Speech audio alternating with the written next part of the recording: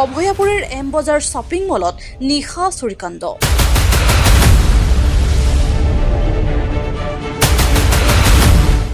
নিশা চোৰে ছাটাৰ ভাঙি প্ৰৱেশ কৰে এম বজাৰ নামৰ শ্বপিং মলত। পুৱা এম বজাৰৰ কৰ্মচাৰীয়ে মলটো খোলাৰ সময়ত চুৰিকাণ্ডৰ ঘটনাটো পোহৰলৈ আহে।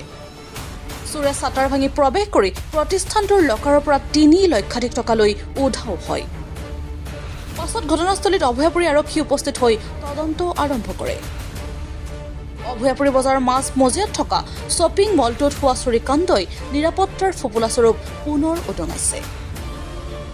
ঘটনাটো আমাৰ মানে ৰাতিপুৱা আমি আহাতে তো আগৰ গেটটো খুলিলোঁ চব ষ্টাফ মিলি কেনে। তো খুলি কেনে যেতিয়া পাঞ্চিঙৰ কাৰণে ষ্টাফকেইটা ৰখি আছিলোঁ তেতিয়া আমাৰ ছিকিউৰিটি গাৰ্ড গৈ কেনে বেক চাইডৰ লাইট দিবৰ কাৰণে যোৱাতে চাটাৰখন ভাঙি আছিলে।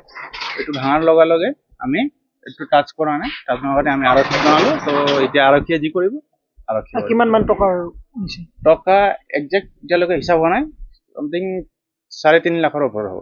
আৰু এটা কথা জানিব পৰা গৈছে যে যিখিনি চুৰ হৈছে প্ৰায় আপোনালোকে জনালে প্ৰায় এম বাজাৰ টাৰ্গেট কৰা হৈছে, বিভিন্ন স্থানত এম বাজাৰ। এতিয়ালৈকেতো এইটোৱে গম পোৱা হৈছে। ক'ত হৈছে এম বাজাৰ? এম বাজাৰত এতিয়ালৈকে আপোনাৰ মাণ্ডিয়া আছে ন, মাণ্ডিয়া আৰু আপোনাৰ হাটচিকিমাৰী। কেমেৰাৰ কিবা আহিছে নেকি? কেমেৰাটো ইমান একজেক্ট ক্লিয়াৰকে দেখা পোৱা যোৱা নাই। কোনফালে সোমাইছে? বেক চাইডৰ পৰা আপোনাৰ ফায়াৰ এক্সিষ্টৰ পৰা ভাঙি কেনে দুটা শ্বাটাৰ আছিলে, দুটা শ্বাটাৰ আছিলে। তো এটাৰ তালা ভাঙিছে আৰু নেক্সটটো পুৰা লকটোৱে ভাঙিছে। কেছে লৈছে নে আৰু কিবা বেলেগ বস্তু এতিয়ালৈকেতো তদন্ত পোৱা নাই, কিন্তু এতিয়ালৈকে কেছে দেখা পোৱা নাট চিকিউৰিটি আছিলে, নাট চিকিউৰিটি হাকাৰ সৈতেও বাকী একো কৰা নাই তাৰমানে টকাৰ বাহিৰে। বাকী এতিয়ালৈকে গম পোৱা নাই, এইটো চেক কৰিলে গম পায়। News export, Arunodoi, Assam.